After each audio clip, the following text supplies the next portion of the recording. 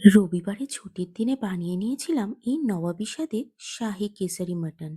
আমি হলফ করে বলতে পারি এই নবাবী স্বাদের মাটন একবার খেলে স্বাদটা মুখে লেগে থাকবে।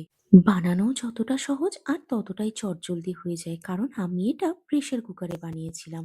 তার জন্য প্রথমে মিক্সিং জারে কাজু, আমন্ড, চালমগজ, পোস্ত একটু ঘুরিয়ে নিয়ে ভাজা বেরেস্তা দিয়ে ফাইন একটা পেস্ট বানিয়ে নিতে হবে।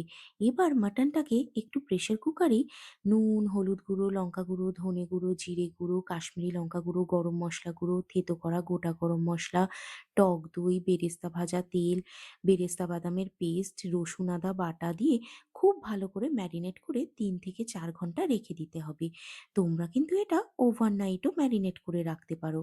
এবার প্রেসার কুকারকে গ্যাসে বসিয়ে ভালো করে কষিয়ে নিয়ে দুধে ভেজানো কেশর দিয়ে কষিয়ে ১ কাপ জল দিয়ে ভালো করে নেড়ে প্রেসার কুকারের মুখ বন্ধ করে ২টো সিটি আসা পর্যন্ত অপেক্ষা করতে হবে।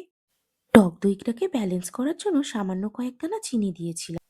এবার একটু রেস্টিং টাইম দিয়ে রেখে দিলেই দেখবে প্রেসার কুকারের ঢাকনা খুললে ওপর থেকে তেল উঠে এসছে। এবার কিছুটা কাঁচা লঙ্কা আর ১ চামচ ঘি ছড়িয়ে নামিয়ে নিলেই রেডি হয়ে যাবে শাহি কেসারি মাটন।